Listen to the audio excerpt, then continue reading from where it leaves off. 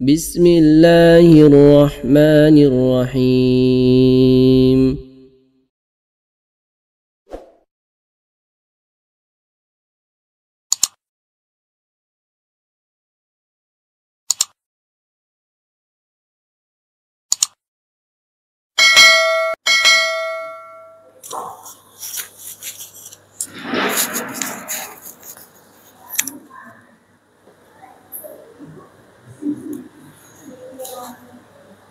Assalamualaikum warahmatullahi wabarakatuh.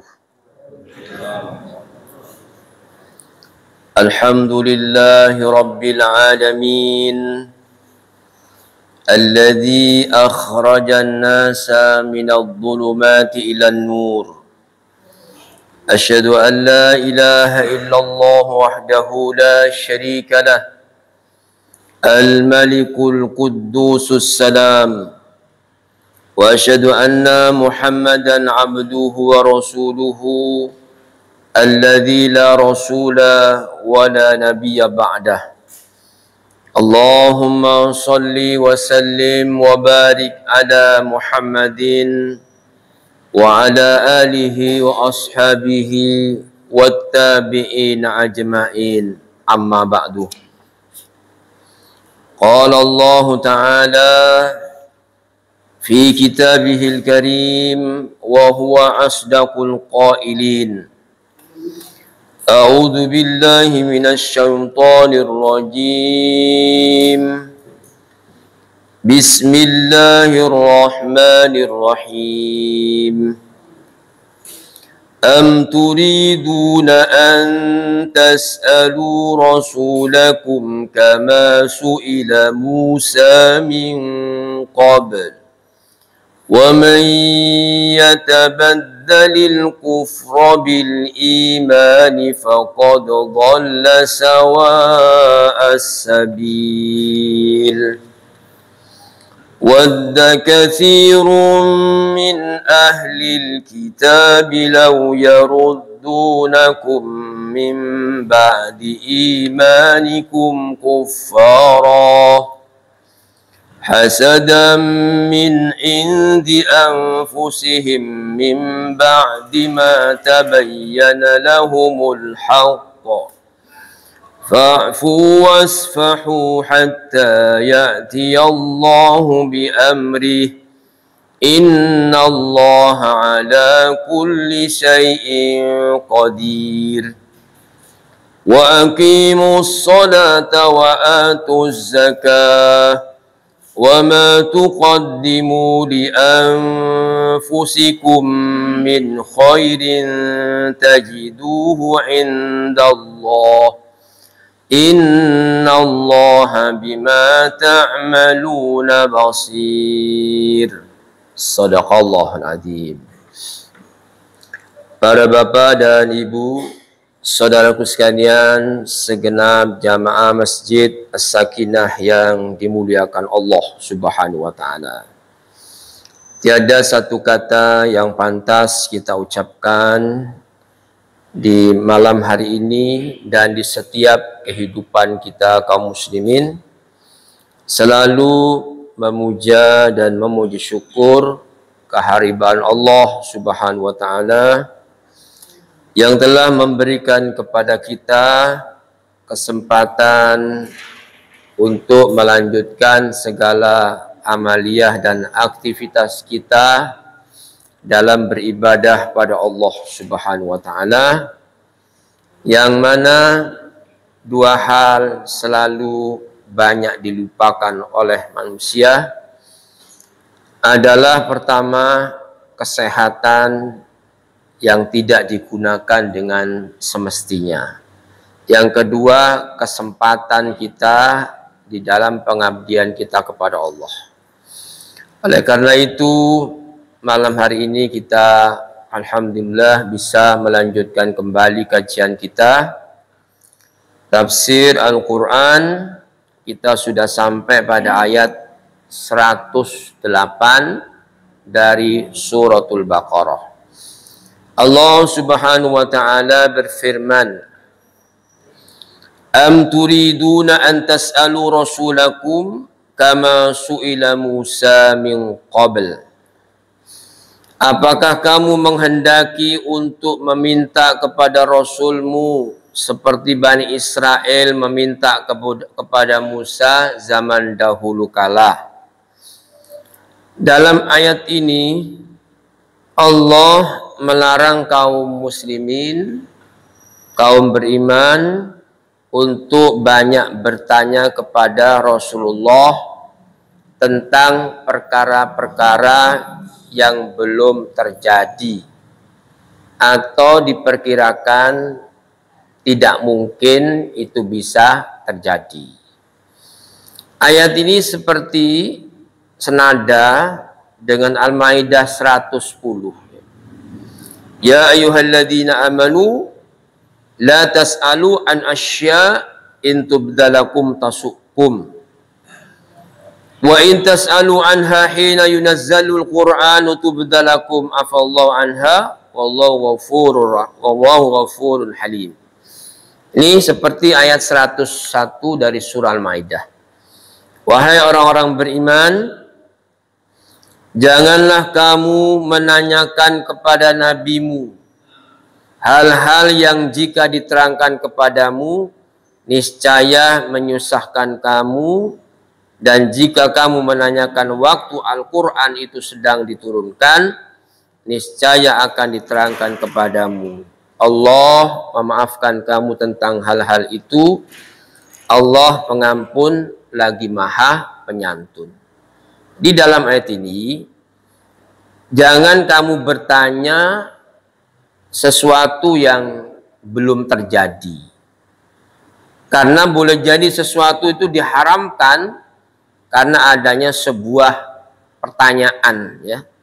Karena Rasulullah SAW bersabda, sungguh orang muslim itu yang kesalahannya paling berat adalah orang yang bertanya tentang sesuatu yang belum diharamkan, lalu diharamkan sesuatu itu akibat adanya pertanyaan.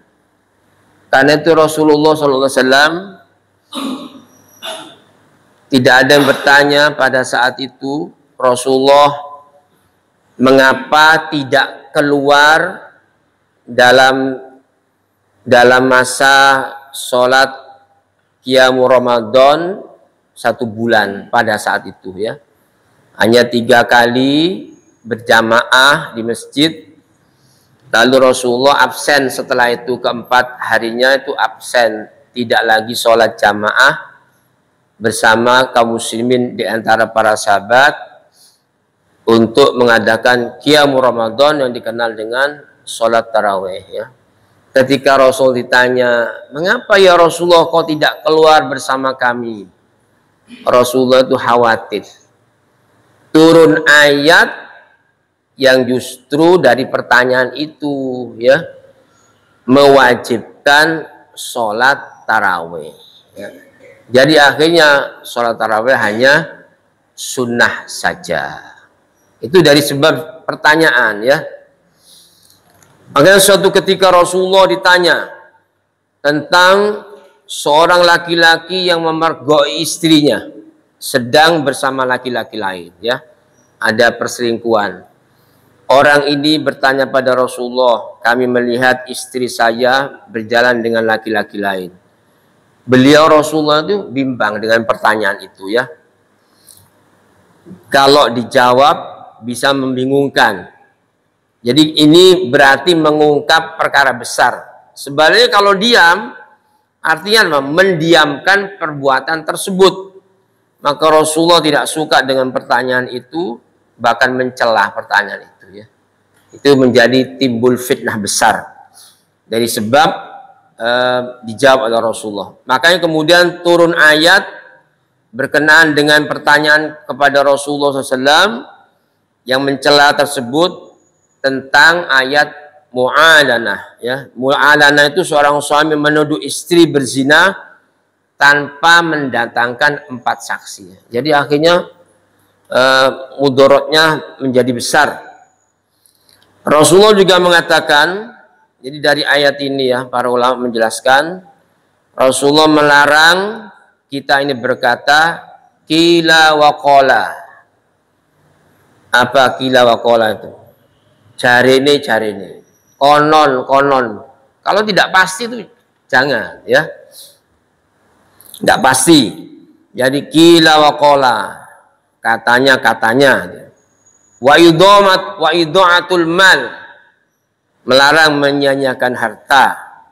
Lalu wa kasratus su'al. Banyak bertanya.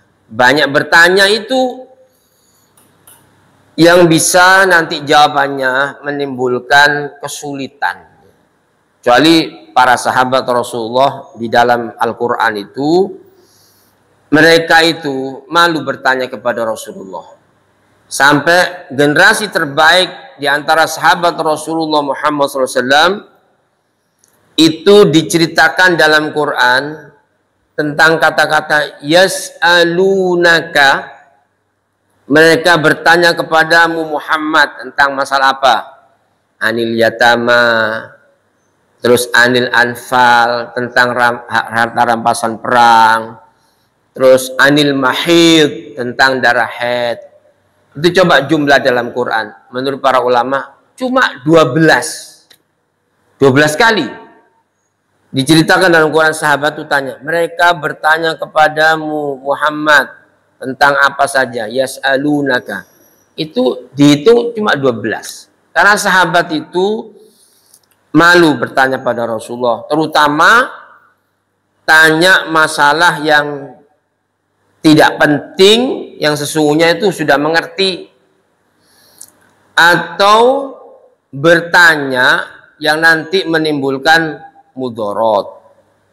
Justru diwajibkan ya. Ini Rasulullah SAW pernah mengatakan gini, kataballahu alaikumul al-hajj. Allah memerintahkan, mewajibkan padamu untuk haji di Baitullah. Ini ada sahabat yang berdiri, ya Rasulullah, afi kulli am, bertanya gitu. Apa tiap tahun ya Rasulullah? Rasul mengatakan lagi, Allah mewajibkan kamu untuk haji di Baitullah. Tanya lagi, afi kulli am, apa tiap tahun? Nah, ini kalau dijawab ya tiap tahun wajib, berarti itu akhirnya menyulitkan ya. Seperti orang-orang Bani Israel itu bertanya, sering bertanya ketika diwajibkan untuk menyembelih Al-Baqarah itu ya, kita pernah membahasnya. Sapi betina yang kayak apa ya ya Musa gitu.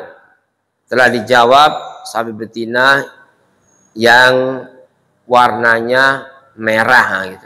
Sulit akhirnya cari sapi merah ke Madura ya, sapi merah ya, sulit. Akhirnya menumpuk kesulitan ya sebab pertanyaan itu ya. Ini juga dalam bab apa saja kita tidak boleh bertanya itu yang jawabannya akan menjadi persoalan yang berat ya. Orang bertanya kepada saya, bagaimana Pak Ustadz orang sholat pakai jubahnya itu panjangnya 15 meter, di ujung jubahnya itu kena telek lintung. Saya jawab, golek perkara. Nah itu, ya kan? Ya apa wong salat jubahnya 15 meter, di pucuknya jubah itu kono telek lintunge. Sapa enggak? Enggak perlu dijawab, golek perkara, tak gitu kan. Ada lagi santri yang berani. Ini Pak Ustadz tanya, ini bertanya, ini masalah bertanya. Maaf ya, ini cerita sungguhan. Ada seorang wanita itu, farjinya itu sebesar pintu itu loh. Terus kita masuk, keluar masuk lewat situ. Apakah kita mandi jinabat Pak Ustadz? Ya, pertanyaan opo ini? Ya. Sesuatu yang belum pernah terjadi ya. Apa wak keluar masuk loh. Biasa sih keluar masuk kan barang anggota tubuhnya. Ini kuabe melebu kabeh. Apa yang mandi besar? Kata jawab golek perkara, gak ono itu ya. Itu kata Sayyidina Umar, menjawab perkara yang sudah ada saja kejadiannya itu sulit, apalagi menjawab perkara yang belum tentu ada itu ya. Jadi nanti tambah sulit. Jadi dari ayat ini ya diajarkan kita Rasulullah SAW itu berulang kali, jangan sampai katanya yo banyak bertanya, menyanyiakan harta. Jadi termasuk haji itu ya, haji tadi kalau dijawab ya wajib tiap tahun, akhirnya menjadi berat ya. Rasulullah berkata, sesungguhnya yang telah membinasakan orang-orang sebelum kalian itu disebabkan banyak pertanyaan-pertanyaan dan membangkang kepada para nabinya.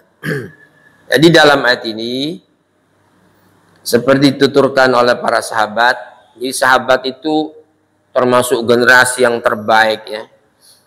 Sampai Anas bin Malik di antara sahabat Rasulullah, dia berkata, kami dilarang bertanya pada Rasulullah tentang sesuatu, dan yang menyenangkan kami adalah saat ada orang Badui itu datang di majelis Rasulullah. Badui itu orang Arab perkampungan, tidak tinggal di kota Madinah, memiliki adat yang berbeda ya. Dia tidak sungkan bertanya pada Rasulullah. Itu tanya pada Rasulullah dan sahabat-sahabat menyimaknya. Karena sahabat itu kalau bertanya pada Rasulullah ingin mengamalkan, ya itu rata-rata begitu. Kalau bertanya itu dijawab oleh Rasul, ingin mengamalkan itu, bukan sekedar bertanya, menggali pengetahuan, apalagi mengejar sampai di mana pengetahuan seorang itu. Itu ingin mengamalkan ya. Juga demikian, ada seorang sahabat bertanya itu berkata, Al-Barra bin Azib, sungguh telah berlalu 1 tahun tapi aku masih memendam satu pertanyaan pada Rasulullah. Kami berharap ada orang Badui yang datang dan bertanya pada Rasulullah, kami mendengarkan dan kami taat. Itu sahabat tuh orang-orang yang generasi terbaik, yang serius. Rupanya ya orang Badui itu bukan hanya zaman Rasulullah aja. Sampai sekarang itu di Madinah ada syekh guru besar tuh ngajar di Madinah. Ya orang Badui sekarang juga gitu. Gak ada malunya ya. Diterangkan oleh syekh ada 2 kalimat khafifataini yang ringan di lisan, berat di timbangan, dan Allah cinta, yaitu subhanallah wa bihamdih subhanallahil azim. Baru diterangkan begitu tuh. Di Masjid Madinah itu yang mengajar syekh di Madinah, itu orang Badui itu orang asli di situ tapi dusun gitu loh. Ya syekh, apa betul Rasulullah mengajarkan gitu ya, bahwa 2 kalimat ringan di lisan, berat di timbangan, dan Allah cinta kalau dibuat zikir, yaitu subhanallah wa bihamdi subhanallahil azim. Apa benar itu sabda Rasulullah? Baru saja, kalau nggak sabar saya tak kandani kan gitu ya. Baru saja saya terangkan. Ya memang betul hadis Nabi itu. Baru aja disampaikan. Oh kalau begitu ya Syekh, sekarang saya paham. Sekarang saya pulang. Ya baru saja pengajian ya di Madinah. Saya pulang. Dia kemudian ke pasar. Ya ayuhan nas, Rasul mengajarkan 2 kalimat yang ringan di lisan, berat di timbangan, Allah cinta. Subhanallah hamdi, subhanallah azim. Terus keluarganya juga gitu. Badui ya. Sejak zaman Rasul sampai sekarang masih ada tabiat seperti itu ya. Jadi di sini, jadi kata Allah Subhanahu wa taala, jangan banyak bertanya seperti dulu kaum Bani Israel itu suka bertanya kepada Nabi Musa, bahkan minta sesuatu yang mustahil.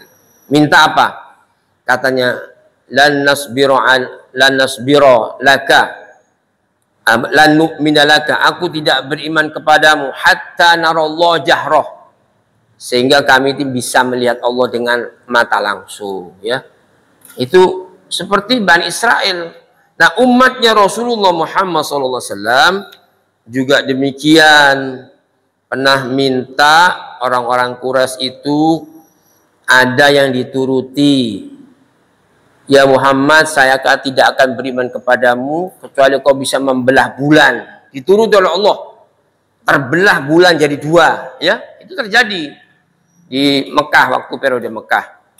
Dituruti, tapi belum tentu banyak yang beriman. Bahkan bulan itu pecah, yang itu ke barat, ini ke timur, pecah jadi dua. Ini dalam hadis yang sahih Bukhari, ya. Baru setelah 1500 tahun yang lalu, sekarang terbukti itu, ya. Di presenter Inggris mewawancarai astronom Amerika itu, dia ditanya, Anda ke bulan itu berapa biayanya? Katanya itu sekitar 100.000 dolar Amerika. Kira-kira ada yang ngitung itu 900 miliar. Kayak uangnya Sambo, ya. Duit Rembo gitu, ya. Sambo kok Rembo. Ya, biaya segitu besar, apa yang kau hasilkan? Kata astronom Amerika, kalau saya teliti di bulan itu zaman dahulu kala, itu pernah pecah menjadi dua. Itu. Dan bekas pecahnya itu masih ada, ya, masih ada. Ini orang di Inggris itu, dia menyimak presenter yang mewawancarai astronot Amerika, dia buka surah Al-Qamar, waqtarabatis sa'ah wan syaqqal qamar. Kalau kiamat itu udah dekat tuh, pecah lagi bulan itu. Dia mengatakan astronot Amerika ke bulan itu biaya besar sampai 100.000 dolar Amerika hanya untuk membuktikan mukjizat Al-Quran. Lalu ini orang yang masuk Islam, ya.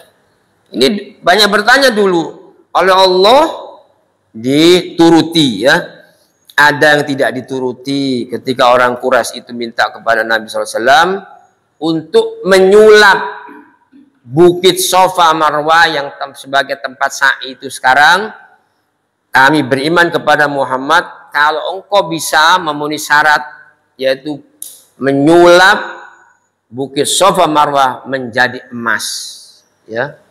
Itu nggak diturunkan oleh Allah mukjizat, nggak dijawab, ya. Nah, itu kalau misalnya terjadi sungguhan Bukit Safa emas itu terjadi betulan, ya. Nanti sekarang ceritanya lain lagi. Orang-orang desa nanti bawa martil, dititilir gitu, ya.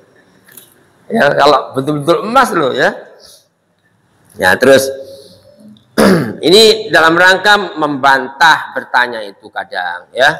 Terkadang untuk mempermainkan. Wa may yatabaddalil kufra bil iman faqad dhalla sawa'as sabil. Siapa yang menukar iman dengan kekafiran, maka sungguh orang itu telah sesat dari jalan yang lurus. Orang-orang ini yang membeli kekufuran sebagai pengganti keimanan telah menyimpang dari jalan yang lurus menuju kebodohan dan kesesatan.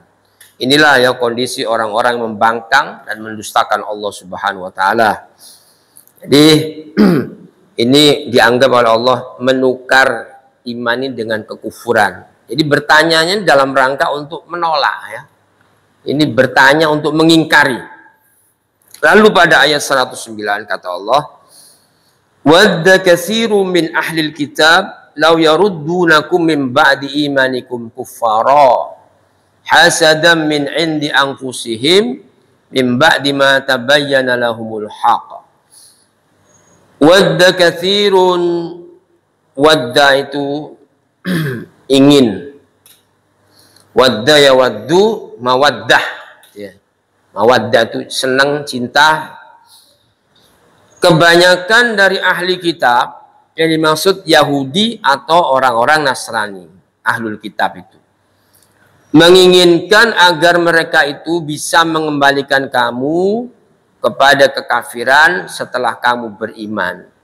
Ini karakter yang Allah tunjukkan pada kita.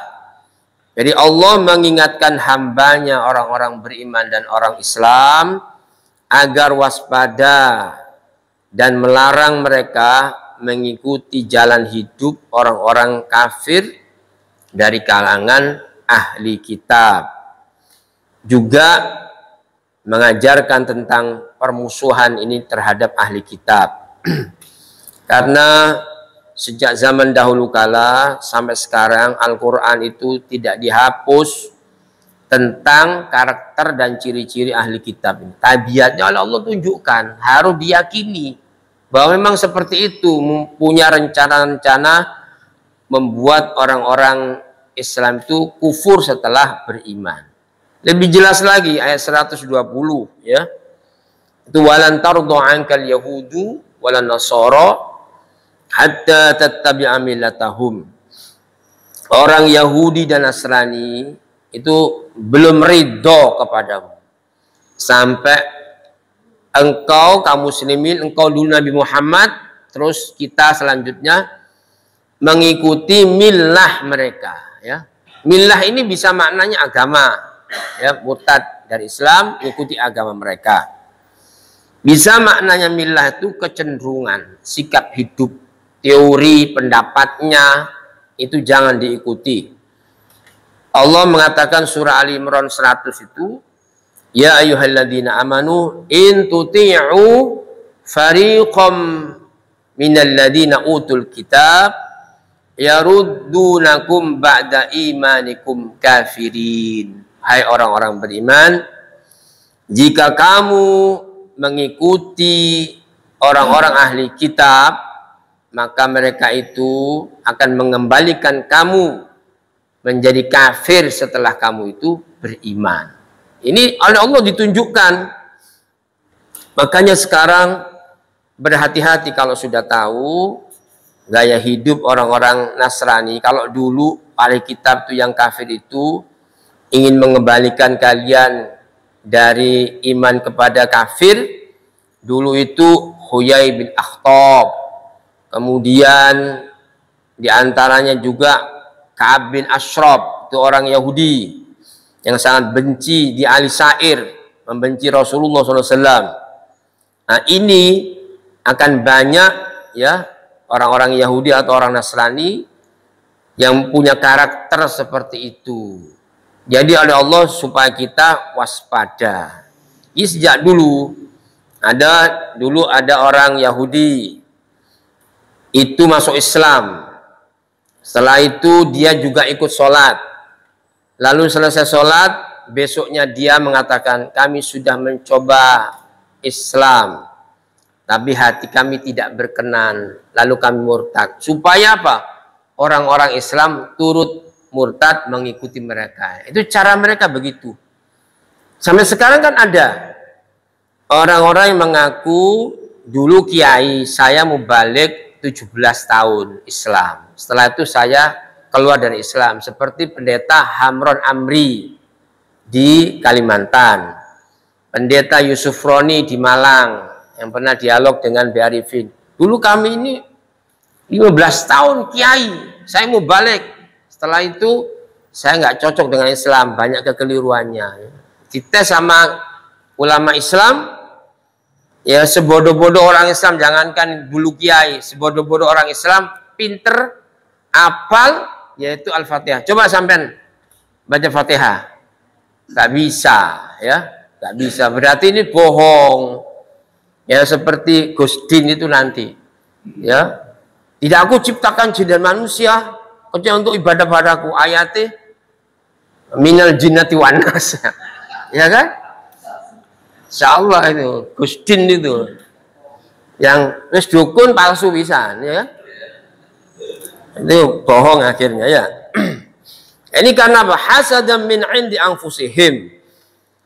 Karena dengki yang muncul dari diri mereka sendiri setelah nyata bagi mereka kebenaran Islam itu, ya. Dengki. Jadi orang dengki itu bisa menolak kebenaran.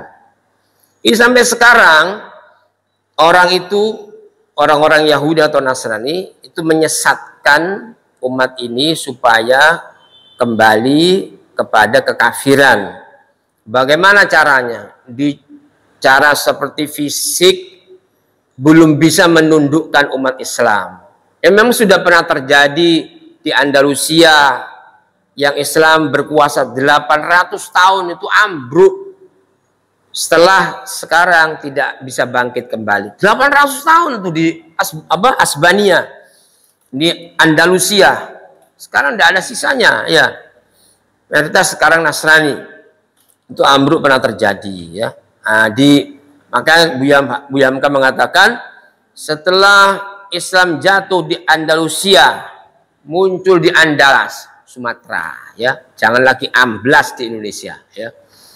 Saudara sekalian, rencana-rencana mereka itu banyak sekali, di antaranya seperti zaman Rasulullah penyatuan keyakinan, ya. Antara iman dengan kafir itu satu akor, ya. Kami juga ikut Jumatan. Satu ketika umat Islam ikut dalam penyembahan berhala mereka. Itu turun Qulil kafirun, ya kan? Itu dicoba terus sampai sekarang itu lewat lesannya orang-orang Islam, tokoh-tokoh Islam. Nggak bisa ditundukkan secara fisik. Sampai konferensi di Al-Quds, Yerusalem tahun 1935, Samuel Zemer mengatakan kekalahan kita secara telak terhadap umat Islam karena mengandalkan perang fisik. Maka sekarang perang modern. Diciptakanlah Universitas Islam yang mengelola orang-orang Nasrani, lalu diberi beasiswa untuk belajar Islam di Chicago, ya. Dari anak kiai dari Jombang ke IAIN langsung ke Chicago, dari Jombang ke Chicago belajar, terus banyak sekali jadi kiai liberal. Itu memurtadkan lewat lesannya orang-orang Islam. Jadi akhirnya rusak akidah itu, muncullah pendapat bahwa Islam bukan satu-satunya jalan keselamatan.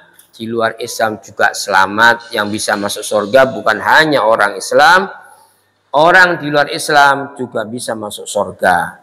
Kenapa belum, ya? Udah kena tokoh-tokoh Islam ini, ya.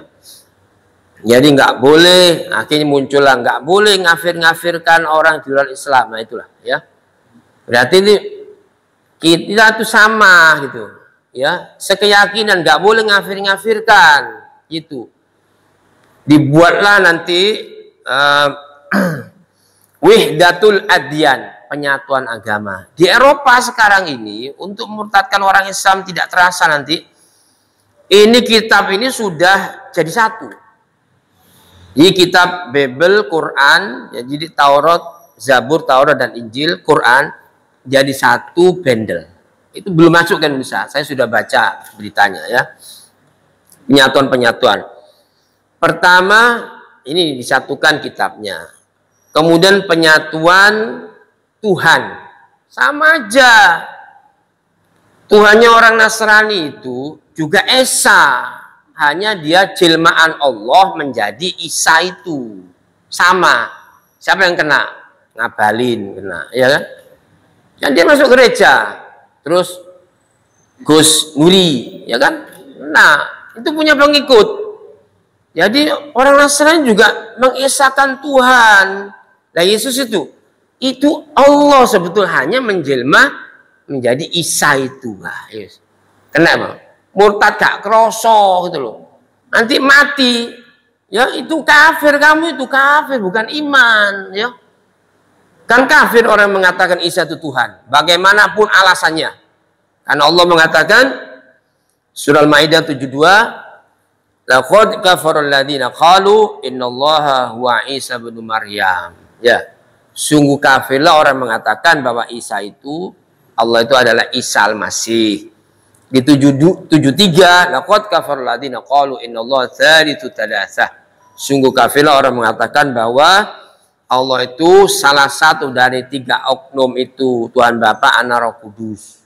Ya dibenarkan sama tokoh Islam, ngakunya nanti saya ini ketua Mubalik Indonesia. Aku gak kerasa aku nek ketua ya. Ya ini penyesatan. Lalu dihadirkan pula ya, diundang ke Mabes. Ini maksudnya orang Islam itu digarap. Moderasi itu moderasi Islam. Kenapa kok bukan yang lain? Yang lain nggak usah diserang, memang sesat gitu loh ya. Islam ini yang lurus itu yang diserang, ya dipermak. Jadi nanti mana Islam itu sempurna? Oh, di dunia masa ada sempurna gitu ya. Ini disebut katanya kiai kalau mana ya. Kalau Jawa Barat itu ajengan, ini bajingannya agomo. Ya. Katanya buayanya agama, merusak akidah Islam ya. Berhati-hati, Allah mengingatkan ini. Kebanyakan dari ahli kitab itu menginginkan kamu murtad dari agamamu setelah kamu itu beriman. Karena ini hasud. Jadi saudara sekalian rahmati Allah, nah, kena penyatuan Tuhan. Tuhan itu sama, hanya Isa itu jelmaan Allah itu, ya, menjelma menjadi manusia dalam rupa itu Isa Al-Masih. Itu nanti setelah penyatuan Tuhan itu kena, beralih penyatuan amalan. Orang Islam bolehlah ya bersolawatan di gereja. Kami terbuka ya. Terbuka. Ini orang Islam boleh nanti di gereja ya. Itu pelan-pelan menjadi murtad. Ya tampaknya itu guyub. Tampaknya itu rukun ya. Katanya rukun agawi sentosa. Ya disitulah kesesatan umat Islam.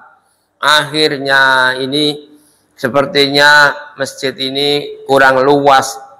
Salawatan akhirnya pindah di gereja. Orang kafir disambut tolal badru alaina ya. Min saniyatil wada'i, dicium tangannya karena pakai peci, pakai sorban. Wis sakarapmu ojo melok.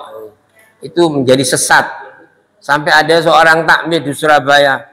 Ustaz, kami mau mengadakan, ini kan semua mengadakan maulud. Maulud Muhammad. Nanti ini Desember kami mengadakan mauludnya Isa. Wah, ya. Saya langsung, gak ngaji nangku, nggak diundang mana. Saya jelaskan, nggak boleh, haram. Gitu kan ya. Ini memperingati mauludnya Isa. Itu sama dengan Natalan, hanya bahasa Arab. Mauludnya Isa, ya kan? Masya Allah itu. Iya kan? Natalan itu, maulud itu Natalan. Mauludnya Isa. Mau mengadakan takmir masjid itu. Sudah tanya sama saya kebetulan ya. Kok saya yang ditanya, saya terangkan sampai habis itu ya. Langsung mungkin tidak jadi apa tidak tahu saya. Setelah itu saya nggak diundang lagi soalnya. Nah ini bahaya akidah Islam ya. Jadi ini penyatuan agama. Menjadi rusak semua nanti. Ini akhirnya ya sudah perang fisik gak bisa ditundukkan. Nah, perang ghazwul fikr dalam memurtadkan umat Islam.